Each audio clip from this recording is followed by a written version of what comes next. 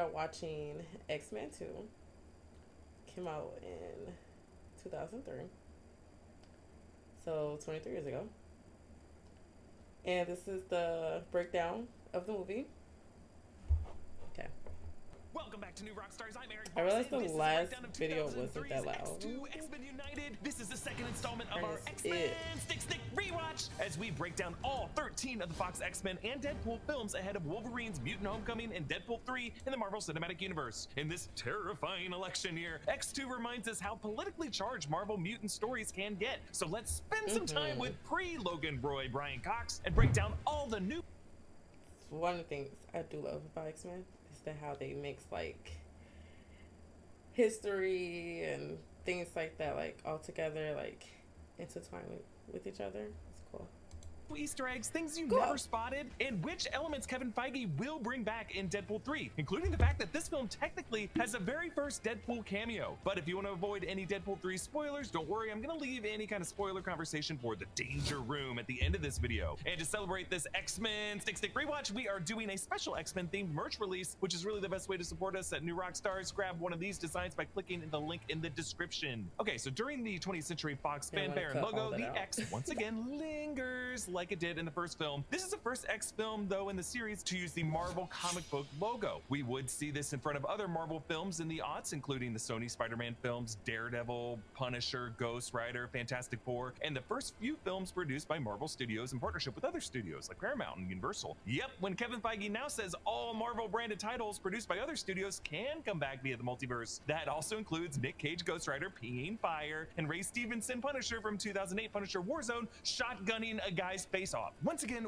we open on Patrick Stewart narrating as Charles Xavier. Are mutants the next link in the evolutionary chain, or simply a new species of humanity? On the words new species, a green star appears out of nowhere within this red-tinted nebula in space, forming into a humanoid figure, which must be the Phoenix Force, the deeper power within Jean Grey, who emerges in this film. A bald silhouette in space, though, not unlike the imagery Marvel Studios would borrow for the Watcher in the What If series. Charles wonders whether mutants are just what humans evolve into, or a fully different species. The answer to that question will inform how well these tribes will share the planet, because, as Charles says, sharing the world has never been humanity's defining attribute. We push into that green star in the Phoenix Force's brain to enter the nerve synapses under the opening titles. In last week's breakdown, I described how this was meant to show Cerebro, what Charles sees when he meditates behind that locked door. This time, the brain tissue is merged with techie plating and wiring to reflect how Cerebro's machinery fuses with Charles's mind, a process that gets hijacked in this movie. Remember, these early X-Men movies were coming out when the predominant cultural force in American sci-fi cinema was the Matrix films, where moody brain meets machine cyberpunk was really all the rage. In the previous movie, the locked X door of Cerebro opened to Auschwitz. This time it opens to the emblem of the White House as we find ourselves on a tour, peering over the shoulders of tourists looking at this sign from the gaze of this mystery man in sunglasses. We will soon learn Alan Cumming as Kurt Wagner, Nightcrawler. The tour guide quotes Abraham Lincoln. I hope you like plays this. Enemies, but friends. We must not be enemies. This opening was Though passion may have strained, it must not break the bonds of our affection. This is actually a cameo by Jubilee voice actor from X-Men Evolution, Kiara Zani. Hey guys, check this out. Alan Cumming in 2003 was best known as a stage actor, much like Hugh Jackman was before he was cast. Cumming had won awards for playing the MC in a revival of Cabaret, and also small roles in Goldeneye and Eyes Wide Shut. The actor speaks fluent German, and he shares a birthday with Mozart, whose Dies Irae from Requiem in D minor plays during the hallway fight with the Secret Service agents. Now, Beast, Angel, and Gambit were all considered as new characters for this film, but they ultimately settled on Nightcrawler instead, since he felt like the most outsidery option. Before we see Nightcrawler teleporting, we just hear this great sound effect. So in the comics, Wolverine's claws go snicked and Nightcrawler goes bamf. Technically, when Nightcrawler teleports, though, he transfers through what's known as the Brimstone Dimension, which is why he comes out smelling like sulfur, and why in this movie, he's surrounded by smoke whenever this happens. He bamps to the portrait of JFK. This is while President McKenna is addressing Jackie, his secretary, Jackie, who shares the first name with JFK's first lady. McKenna is played by actor Cotter Smith and is original to X2, but Smith had played Robert Kennedy in a 1983 TV movie, and he's signing a document that reads President's Eyes Only. In addition to JFK and Lincoln, there is also a portrait of William William McKinley. So all three of these presidents were assassinated in office, and we're just reminded that no president is safe. Senator Kelly warned that this would happen in the last film.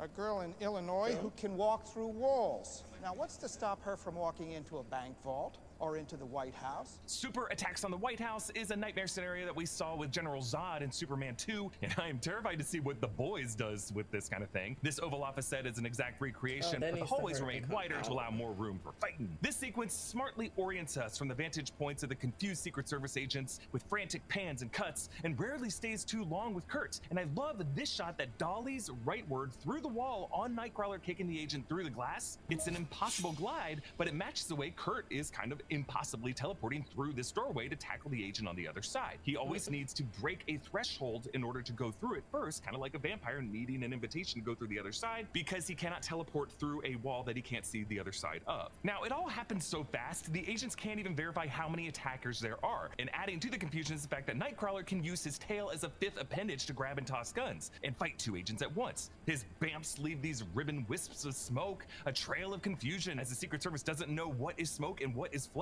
They lock down the oval and the camera swoops through the peephole, a kind of David Fincher type shot here, to the office outside, and the camera whip pans with increasing disorientation. But I love this peephole shot because it tells us how close Nightcrawler is getting to them. And as he gets closer, the edit shows more and more of his acrobatics. An overhead shot showing his sweeping the leg of another agent and whipping another at the same time, and teleporting to the side of another agent to tackle him into that doorway of that outer office that the peephole shot just established. And this guy says, "Don't shoot!" and his eyes direct them upward to the corner where Kurt has suspended himself with his tail and looks like he is floating. A true horror Freddy Krueger type jump scare for these guys. D.S. E-Ray brings an extra level of terror because it is historically a funeral composition, originally a Gregorian chant dated back to the 13th century, and it's part of a poem describing the last judgment of souls in front of God, which is a hint of Nightcrawler's religious affinity, his belief that he is a creature of evil who needs to be judged by God. But the music cuts out right as the guards start firing at the spot Nightcrawler was seconds before, just in time for us to experience the terrifying muffled sounds that the president hears outside of its door. At one point, they hear sounds above them, kind of like in a horror movie. And then the door opens, and then one agent gets snatched into the abyss, and it's like we're in the middle of a storm or a smoke bomb has been exploded. The music returns, and now finally do we see each of Nightcrawler's beautiful moves in slow motion as President McKenna is being held down by his agents because he is able to see it all go down, kind of like feeling like his life is slowing down at the moment of his death. Kurt pins the president, and we focus on his sharp teeth, his eyes. He lifts the dagger, but one agent fires and clips his arm, and Kurt lets out an animal-like yelp.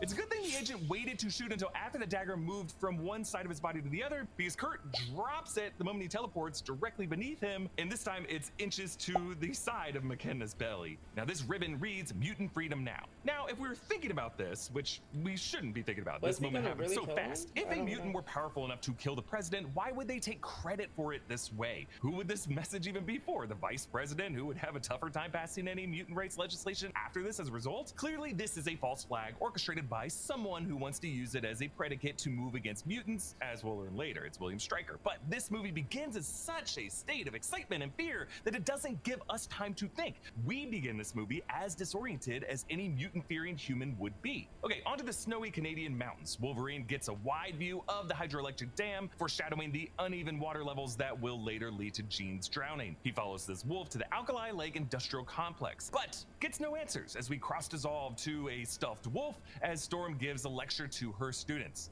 Neanderthals.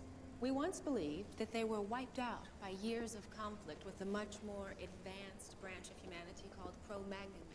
So Storm goes on to say that recent research suggested that the two species may have interbred, evolving into modern humans. So remember that deleted scene from the first film showed Storm lecturing about Roman Emperor Constantine's conversion to Christianity. Now she lectures about how two stages of evolution of a single species can still coexist. Halle Berry dropped the Kenyan accent for the sequel, and her role was beefed up after winning the Oscar for Monsters Ball. According to Alan Cumming, he joined Halle Berry, Hugh Jackman, Patrick Stewart, James Marsden, and Famke Janssen in full costume, confronting director Bryan Singer in his trailer over over his reported abuse of painkillers, temper tantrums on set, his propensity to just disappear from set for long periods. Singer reportedly responded by saying, "You people are full of shit," and Halle Berry reportedly said, "I've heard enough, you can kiss my black ass." So yes, this is a great movie. It just probably wasn't a very fun one for them to make. The young mutant Artie sticks out his forked tongue to this human girl. He will call this back in the final scene with Stryker. Among the mutant students is a girl with a fringe jacket. This was supposed to be Danielle Moonstar, aka Mirage. There was an extended version of this museum scene in which we would have seen Kia Wong lighting up her fingers with electricity as this movie's Jubilee. She actually shows up in the final scene in Charles Xavier's office. One student checks out the skeleton of a Sabretooth, a nod to the character Sabretooth. Tyler Mane and Ray Park were supposed to return for X2 as Sabretooth and Toad, but apparently there were some scheduling conflicts and the script was already pretty packed with mutants as it was. But now, ever since Liberty Island, Jean Grey's telepathy has been far more powerful, and she hears all the voices around her. It makes me insane when she does this. Hands. Why?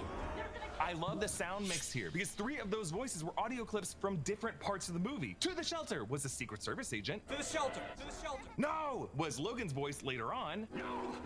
And "They're gonna kill him" was Rogue later on. They're gonna kill him! They're gonna kill him! So the Phoenix Force is allowing Jean to hear voices from the future. She is detached from time. I theorized last week that Phoenix is not bound by time, and she was able to connect with Logan presently for him in the Weapon X lab in the 1980s. Again, we will see in X-Men Days of Future Past, consciousness-based time travel is possible in this universe. Rogue, Bobby Drake Iceman, and Pyro, who's now been recast in this movie as Aaron Stanford, tangle with some teens in the food court. Pyro holds a personalized lighter emblazoned with a shark design, which apparently is an homage to Jaws, which Bryan Singer said was his favorite movie. Charles freezes everyone before the situation gets out of hand, but leaves the mutants able to move. This just shows how Charles can, in an instant with just his mind, separate all mutants and humans with just his mental powers. Many of the extras in this scene were actually played by mimes because they were just so good at holding still. I want to imagine that one guy in the Oval Office later who just freezes with a pen in his mouth. That guy's got to be a mime, right? Okay, a newscast details Nightcrawler's attack at the White House, and right under the TV is a sign that says smoking is not permitted in the museum, which makes those guys ask for a light from Pyro extra assholey. So back at the Academy, they discuss the White House attack. Jean sits across from the chessboard from Charles, and she toys with the rook. With her heightened Phoenix powers in this movie, she is arguably on par with Charles. And the next film will be a conflict between the X-Men and Phoenix. We are introduced to Colonel Stryker, played by Brian Cox of Succession fame and a number of other roles. So Stryker is adapted from Reverend Stryker in the comics, who is a religious fanatic and televangelist that writer Chris Claremont based on Jerry Falwell. Stryker in this movie is accompanied by Yuriko Oyama, Lady Deathstrike, played by Kelly Hu, who has exactly one line of dialogue in this entire film. She cracks her knuckles with these unsettling, loud, almost mechanical cracking noises, a hint at her adamantium skeleton. I find it interesting, though, that Stryker refuses the drink from the president, maybe from that dark past with his son Jason, caused his wife to take a drill to her head. The guy just doesn't want to be inebriated in any state because, you know, he's inebriating every mutant he can get his hands on. President McKenna brings in Senator Kelly, who's actually Mystique in disguise, as we learned from the end of the first film. And while this movie doesn't address it, has Mystique been going around as Senator Kelly full time? Is she making all of his appointments, votes, hearings, fundraisers, campaign events? How does she have all this time? Stryker drops some satellite photos of the jet at Xavier's school. This facility is a school. Sure it is. This movie came out in 2003 after Secretary of State Colin Powell went before the UN with satellite imagery of the facilities he claimed were building WMDs in Iraq, which the Bush administration, of course, used as justification to invade the country. If you're old enough, you remember watching the news where it was often debated whether an aerial shot of something was a school or a combatant training camp. Stryker says, "I was piloting Black Ops missions in the jungles of North Vietnam where you were sucking on your mama's tit at Woodstock, Kelly."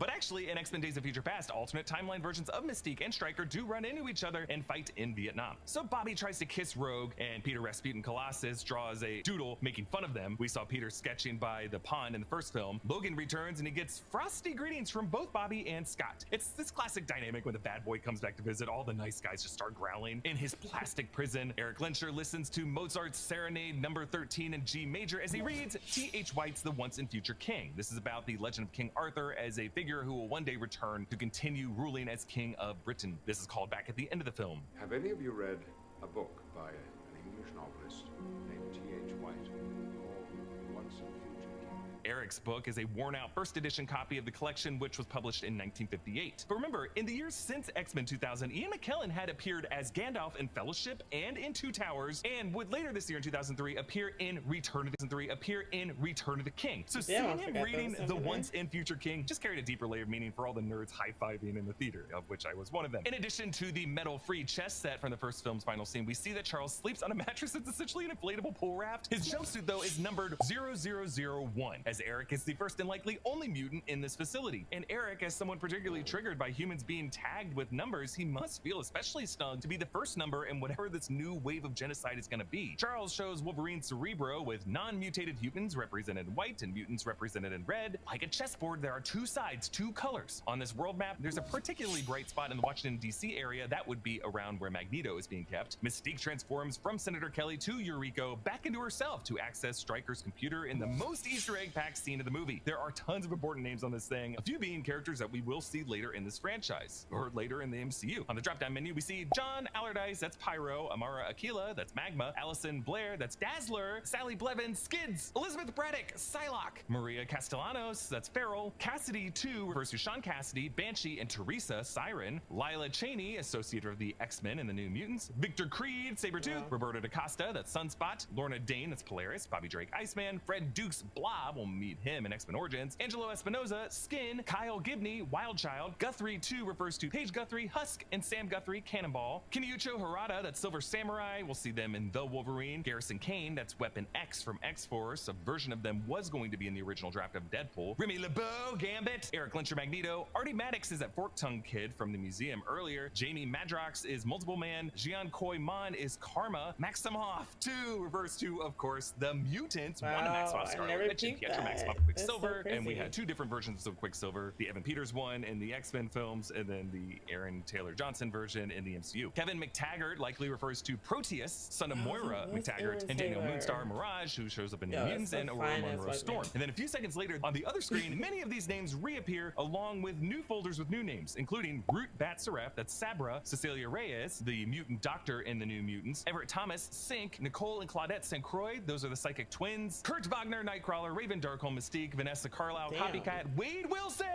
Deadpool, his first Marvel movie cameo, Scott Summers, Cyclops, Doug Ramsey, Cypher, Andrea and Andreas von Strucker, those are the twins who become Fenris, Yuriko Oyama, so I guess Stryker's got a file for her too, Tom Cassidy, aka Black Tom Cassidy, we see a version of him in Deadpool 2, David North, aka Maverick and Agent Smith, Tabitha Smith, Boom Boom, Calvin Rankin, Mimic, Dr. Nathaniel Essex, Mr. Sinister, who was set up in the post-credit scene of X-Men Apocalypse, and rumor has it might be a major villain when the X-Men come into the MCU. Mortimer Toynbee, Toad, Ileana Rasputin, Magic, who's played by Anya Taylor-Joy in New Mutants, Teresa Rourke, again, is Teresa Rourke Cassidy, Siren, Shiro Yoshida, Sunfire, Guido Carosella, Strong Guy, Catherine Kitty, Pride, Shadowcat, and Dr. Carl Lycos, Sauron. Now, other folders are labeled Omega Red, that refers to an X-Men villain, Xavier School, you know what that is, Blackbird, you know what that is, Massachusetts Academy refers to the new site of Xavier's school in the comics, Trask, that's Boulevard Trask, creator of the Sentinels, we see him played by Peter Dinklage in Days of Future Past, Grey Malkin refers to Jonas Grey Malkin, a mutant whose strength depends on light exposure, Zero Tolerance refers to an X-Men comic storyline, Project Wide Awake is part of the Sentinel creation operation, so we see Alpha Flight, Beta Flight, and Gamma Flight in different spots, those refer to Canadian mutant teams, Department H is what oversees those teams,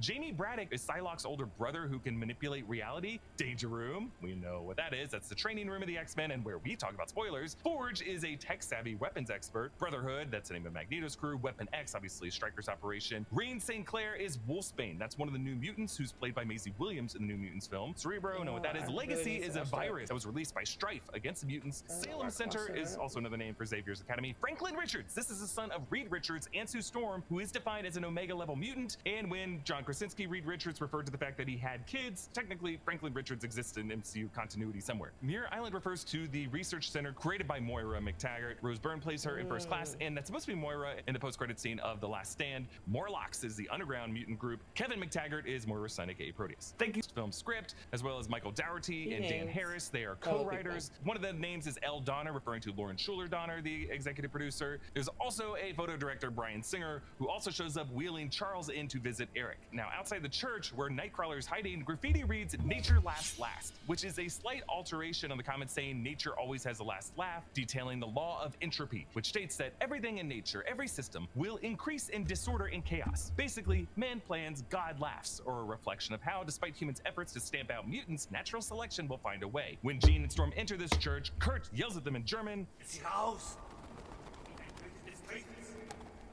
Are you bored yet? which translated means, "Get out! I am a minion of the devil, I am a spawn of evil." In the comics, Kurt is deeply religious and even studied to be a priest at one point while he was still in the X-Men. As Jean tends to his wounds, Nightcrawler gestures to Jesus Christ. Perhaps he is testing me.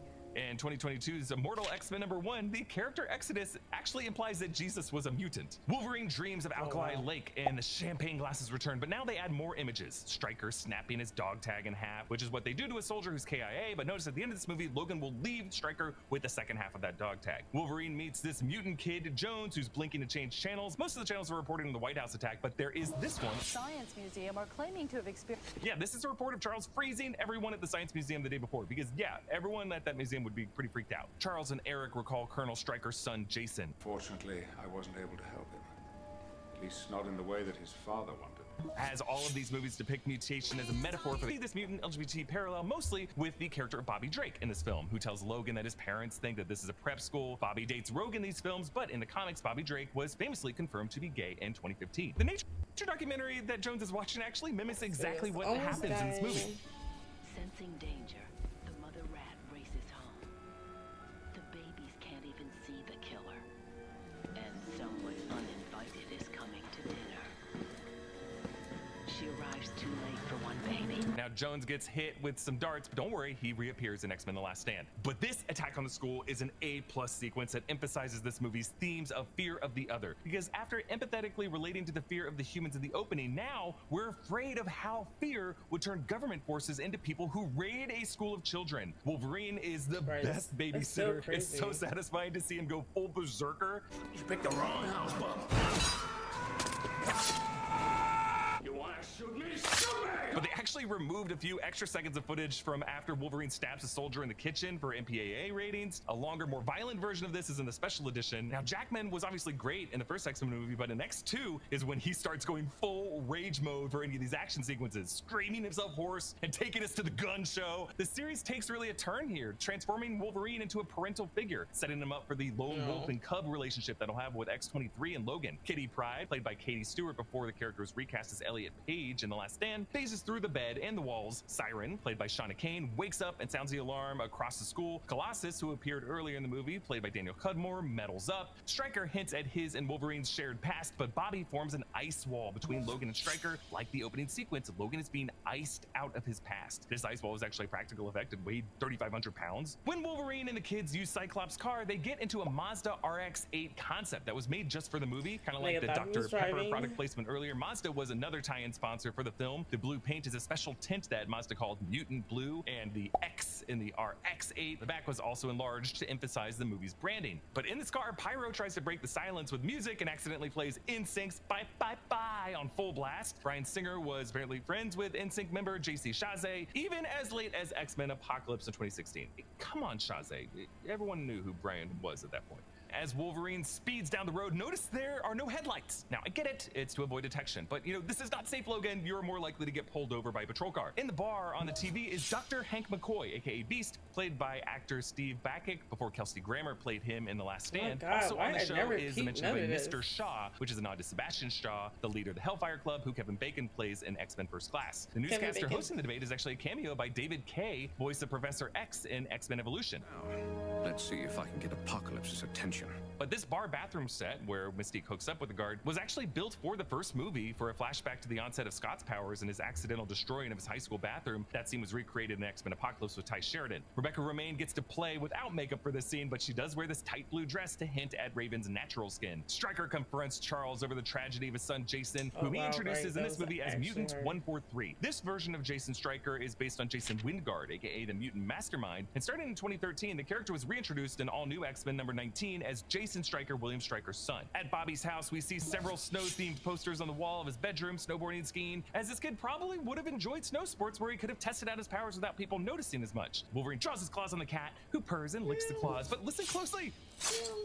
Yeah, did Wolverine hurt that cat when he retracted his claws? I hope he just scared it, because we do see the cat get picked up later. I think the cat's okay. I think the mark of a great action movie is if it has had at least 3 great sequences, and Magneto's prison break is one of them in this one. Eric listens to Mozart and notices something different about Lorio. No.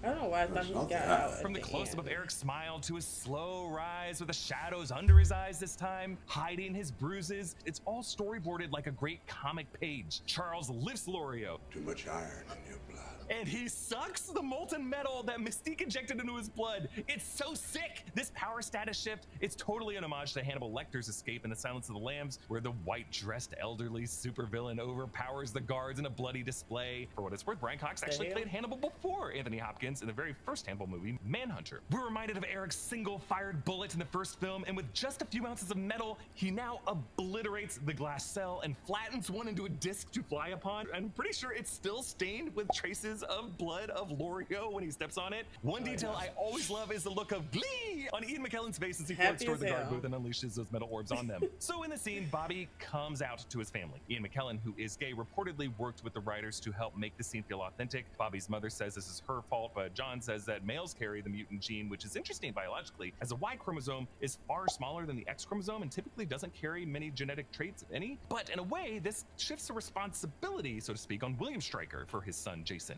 And to underline this coming out parallel, Bobby's mom later asks him, "Have you tried not being a mutant?" But Bobby's shitty brother calls the Boston PD. I love how all these cops make sure to have their Boston accents. And John sprays them with fire. Rogue absorbs his power to reduce the flames. Jason Stryker, meanwhile, projects an illusion in Charles's mind of a time when they were at the expansion together. At first, Charles is shown standing, like how he stood when he projected himself in Senator Kelly's memory in the first film, and when he walks around in Wanda Maximoff's mind in Multiverse of Madness. It's just a simple way to show the audience when we are inside of a mind versus reality. But notice how Jason cleverly keeps Charles in the wheelchair for the second time he goes into his mind, which makes it hard for Charles to know what's reality and what's illusion. The Blackbird is approached by 2 fighter jets, and the one who signals them is Captain Raygun Lai, a reference to Ray Raygun Lai, a comic artist and concept artist, credited graphic designer for this X2 film. Ray was also a concept artist for the 2003 Battlestar Galactica miniseries, and in the 2008 Battlestar Galactica, there is a similar Easter egg on a jet. Storm tries to fend off the pilots with tornadoes, but fails to stave off the last 2 missiles. Jean awakens her Phoenix Force powers, destroying one of the missiles, but fails to stop the second. Rogue gets sucked out of the jet, but Nightcrawler teleports to catch her without waiting for anyone to direct him. I love Nightcrawler in this movie. Cool. Magneto catches the whole jet, though. When will these people learn how to fly? Which is a meta joke referring to the fact that in the X-Men comics and TV shows, some of these X-Men just use their powers to fly. Like everyone can fly. Technically, Magneto, though, does not fly in these movies. He just lifts his body with magnetic forces. But they really go to efforts in this movie to make sure that Storm does not fly. She just kind of like levitates by wind. Magneto tells Wolverine that Stryker was the source of his adamantium on his bones, and Logan says that they already searched the Alkali Lake compound, but Magneto responds, "Once again, you think it's all about you." calling back Eric's catty line to Logan on the train. But really, all these X-Men movies are like about Wolverine. They should just call it the Wolverine franchise. Wolverine and Jean share a kiss since Scott is out of the picture. Now, Cyclops is the leader of the X-Men in the animated series and in most of the comics, but he unfortunately gets sidelined for most of these movies, presumably because his optic blast was a costly visual effect in the early aughts. Nowadays, notice how glowing energy blasts are like the cheapest visual effect. 80% of MCU characters' powers are just like blasting light from different parts of their bodies. Mystique enters Wolverine's tent as Jean, but Logan finds his scars he left on her stomach in Liberty Island, making us wonder if Mystique isn't able to shapeshift over certain scar tissue, or maybe if she just wanted Wolverine to find these marks to mess with them. No one's ever left a scar quite like you. In another subtle nod to Hannibal Lecter, Magneto catcalls Rogue. We love what you've done with your hair. It's similar to one of my favorite moments in The Silence of the Lambs. Oh, and Senator, just one more thing. Love your suit. Magneto meets Pyro. What's your real name, John? I appreciate the cold orthodoxy of Magneto. He understands that the real battle is recruiting from the younger generation. This gives a dual purpose to the superhero monikers of these films. It's really a way for these mutants to reclaim their identities. Pyro says, "We can only manipulate the fire. We can't create it." You are a god among insects. Yeah, there's definitely a parallel to Prometheus here from Greek mythology, the Titan who stole fire from the gods. Now, they send in Wolverine, actually Mystique posing as him, but Stryker is not fooled. The one thing I know better than anyone is my own work. Seal the room.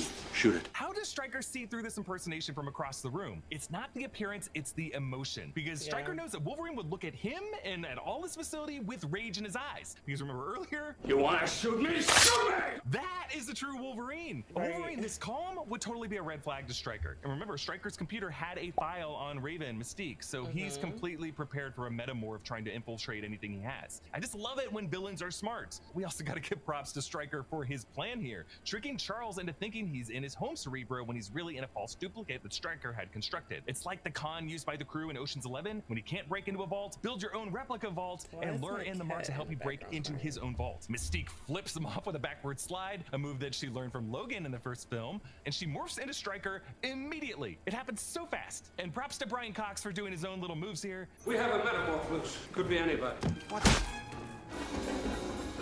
I love it when other actors impersonate what Mystique would do as them in these movies. So the X-Men rejoin Mystique and Magneto. A large portion of energy from the dam has been diverted to this chamber. Cerebro. There it is. Yeah, you can hear the call to opportunity in Eric's voice because his plan is to take control of Cerebro and to twist it watch for his all own these agenda. movies And again, we're just seeing smart villains making smart choices. Yet, Jean is onto them. She doesn't want to leave them alone. Stryker whispers in Jason's ear to make Charles link with all the mutants to kill them. Charles's earlier warning to Logan to make him think he was a little girl now seems ironic. It's the illusion of a little girl that fools Charles. Yet, we should note that Jason Stryker projects himself as a different gender, which adds a deeper layer of tragedy for the character as they were misunderstood by their father. Nightcrawler and Storm find the detained mutant kids, and seconds before Kurt teleports into the chamber, if you brighten this shot of the kids looking up at him, you can see Alan coming in the background. They used a shot of the actor before he stepped forward out of the shadows, and you can really only see this if you have like an OLED screen at home with the brightness settings way upped. Wolverine finds the Weapon X lab with X-ray scans that we saw flashes of earlier, but now we see them more closely, including ones of him as well as Deathstrike's hand, but there are a few other possible test subjects from over the years. The skull with spikes, that could belong to Quill, and then this shoulder wing, that could belong to Angel, both of these characters we meet in The Last Stand. Wolverine finds the molten adamantium and the hoses used in his surgery, and he flashes back again to one of his memories. One of the military officers has this patch of a black horse on a red and white field. This is for the U.S. Army's 11th Armored Cavalry Regiment. Worth noting that canonically to the Marvel Comics, Wolverine's past with Weapon X was the U.S. government's attempt to recreate the super soldier success that they had with Steve Rogers during World War II, with adamantium being a synthetic alloy of vibranium. Stryker says that the reason this lab is still set up this way is that they cannot ever let adamantium cool, making it, in a way, a kind of eternal flame or an evil fountain of youth forever bubbling for certain rapid healing victims of the military-industrial complex. Deathstrike was yet another of these test subjects, but as Stryker leaves, he passes bubbling for certain rapid healing victims of the military-industrial complex. Deathstrike was yet another of these test subjects, but as Stryker leaves, he passes morgue corpse drawers, suggesting dozens of others might have died. When Deathstrike extends her claws, we can see that they are segmented as if each segment was stacked inside of the other, you know, like lightsaber toys. That would really be the only way these claws could fit into her phalanges. Actress Kelly Hu had real prop adamantium nails, which were glued to the bottom of her fingernails. Ugh. This fight is brutal, and Wolverine ends it by plugging her with more adamantium. This movie, plugging people with molten metal. Two crazy, gnarly deaths using the same kind of close-up. In the last second, you can actually see Stryker's brainwash serum fading from her eyes as she looks with lucid awareness at Logan, and the adamantium leaks from her eyes like tears. It's just a striking reminder to Logan that these mutants are not each other's enemies. It's the government forces that did this to them. Jason and Charles link with all the mutants. Deleted scenes would have shown other mutants, including the Hank McCoy we saw earlier transforming into his beast form, Gambit, Remy LeBeau playing cards and his energy flaring up. Actually, this kind of psionic seizure from Charles Xavier is the dark fate that awaits most of the X-Men in the years leading up to the events of Logan. Magneto pulls the pins out of all the soldiers' grenades. Whoa! Boom! And he opens a Cerebro chamber. Since Eric helped Charles build Cerebro, he knows what tiles to reconfigure, and Mystique impersonates Stryker to flip Cerebro to target humans instead. Throughout this film, Nightcrawler has needed to see his destination before he bamps into it. That's why actually there was that creepy shot of him peeking through the doorway in the White House earlier, and he needed all the doors to be open before he entered them. But Storm uses their exchange about blind faith to get him to teleport into the Cerebro chamber. The bamf occurs precisely on the part of the Lord's Prayer, as it is in heaven. As it is in heaven. As far as Kurt knew, this moment of transfer could have taken him directly to his death. And anytime he transfers, he is going through the brimstone dimension to get there. So he's kind of praying, in this moment, take me through hell, but take me to heaven on the other side, please. And there, Storm lowers the temperature to get Jason drop his projection, and they leave poor Jason Stryker there to die, even though he was being chemically brainwashed by his father to do what he did. Sacrifices on both sides. The dam breaks, and Jean Grey exits the Blackbird to stop the floodwater. No. A little detail I just noticed, behind Scott and Logan, you can see Kurt shifting around, and then some pre-brimstone dimension smoke forming as he is trying to teleport to save Jean, but she is stopping him. The Phoenix Force rises out of Jean, and again, it's just a bit of a bummer that Cyclops James Marsden is sidelined in this film other than to mourn Jean in this moment, something the actor has to do from behind this bulky eyepiece. But I love that Logan is the one to hug Scott afterwards. Because this battle began with mankind's fear of mutants, to extinguish it, they return to where it all began, inside of the White House Oval Office. As Charles interrupts President McKenna's address, the mutants appear suddenly among McKenna's advisors, faster even than Nightcrawler could teleport, making me think that Charles even made the president black out for an additional second. They present some paperwork from Stryker's office to prove his wrongdoing, and Charles says that he knows a girl who can walk through walls, of course referencing Kitty Pryde, but this is also a veiled threat to the president, that mystery mutant from Illinois that Senator Kelly ranted about is yet another mutant beside Nightcrawler who can get to him. But the symbolism is important here. Charles positions all these mutants so that they are standing among the humans in the room. He wants to pose a united front to the president to give him a glimpse at a possible future where a president's inner advisors can include both humans and mutants, and both sides can be at the levers of power. Because mutants and humans are not on opposite sides of the chessboard, they are really in this together. The previous film ended with a chess match, and Charles alludes to another match here. The next move is yours. Back at the school, Charles senses Jean's presence outside the window, looks directly into the camera because Jean is still alive in the form of the Phoenix Force. He begins his lecture involving T.H. White's The Once and Future King, showing that he and Eric are still part of that book club. Whereas Charles normally takes us in and out of these movies, now Jean's voice takes over, quoting Charles' opening words from the first movie as the silhouette of a phoenix appears beneath the water. But every few hundred millennia, evolution leaps forward. And we will pick up with Phoenix's future in next week's breakdown of The Last Stand. But quickly, some Deadpool 3 spoilers in... No, that was awesome. Like, so much shit that I just did not know. It's like right there. Like, honestly. That was fun to watch. I hate that Jean, like, dies, though. And then she's, like... reborn, pretty much, and she's just like evil as fuck. Jeez. But I get it. I get it. That was fun. Okay, yeah, so it ends that part.